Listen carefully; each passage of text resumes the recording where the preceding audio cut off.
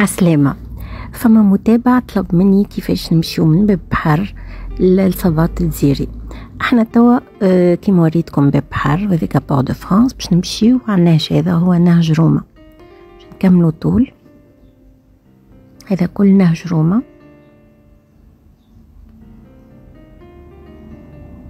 هذا على اليسار نهج محمد علي وين يبيعوا القماشات، وين فما مقر الاتحاد التونسي للشغل.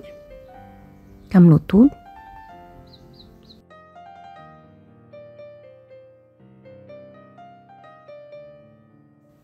هذه هي كنيسة أرثوذكس يثولي، مش متأكدة. هنا يبيعوا القماشات زيادة لي ميرسوري. نهج هذاك هو نهج مختار عطية. وطول هذاك شارع حبيب ثامر. هذا متحف المالية وريتهولكم. هذاك الكمالة متاع نهج روما احنا باش نمشيو فيه باش نكملو طول.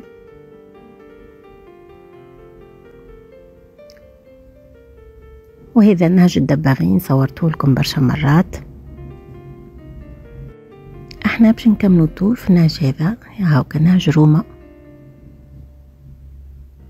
النهج هذا هو يوصلنا لساحة العملة قبل بلاس لا موني، واللي ولا اسمها ساحة علي زواوي.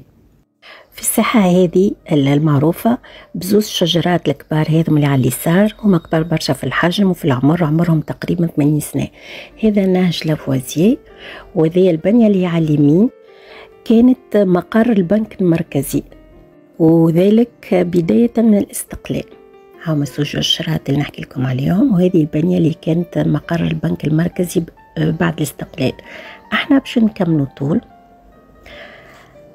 على يسارنا هذا نهج مالطا الصغيرة اللي حكيت لكم عليه المرة اللي فاتت، وهذا نهج البانكا. احنا توا زاده في ساحة علي زواوي. البنية البيضاء ذيك اللي فيها علم هي كان أول مقر للإذاعة التونسية عام 1938، واللي وقتها اسمها إذاعة تونس البريدية، وبعد ولات راديو تونس.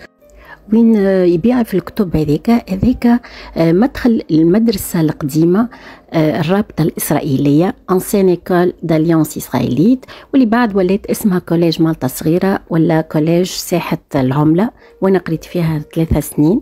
وذاك كان مدخل التلامذة، ومدخل السادة كان من نهج مالطا الصغيرة.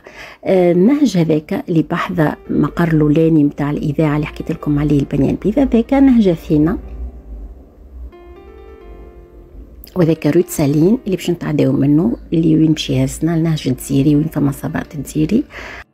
اما قبل باش نتعداو باتيسري غارسا. هي باتيسري قديمه برشا. شكون ما يعرفهاش ولا شكون ما ذاقش من الجاتو نتاع هذيك روت سالين. قلت لكم باتيسري غارسا هي باتيسري قديمه برشا، تأسست تقريبا عام 1930 وموجوده الى يومنا هذا مع نفس الديكور ونفس وصفات الجاتو نتاع قبل. هذاك مولاها هو ورثها عن والده، وعندها جاتو بنين برشا، والسابلي نتاعها ياسر بنين.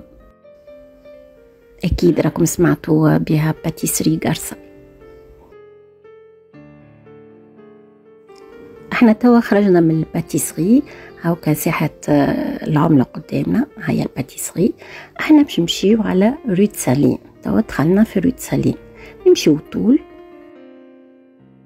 بطبيعة روت سالين ولا نهج الملاحة باش يخرجنا على الباساج.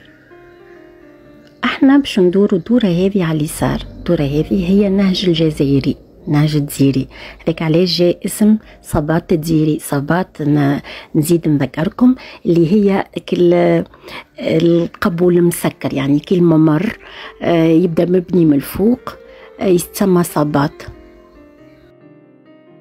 كهو نكملوا طول في اخر نهج الجزيري، نهج الجزائري، باش نلقاو صباط الجزيري وين فما محل متاع كسكروتات معروف برشا، متاع كفتاجي، والبلابي معروف زادا غادي. هو مطعم أحمد الساحلي وولاده، تأسس عام 1965، أما معروف باسم صباط الجزيري. خليكم تكملوا دورة. هنا غلطنا، هوكا الصباط هذاك. لهنا دورتنا توفى، وإن شاء الله نتلقاو في بلاصة أخرى من بلايص تونس التاريخية والمزيانة. بسلامة.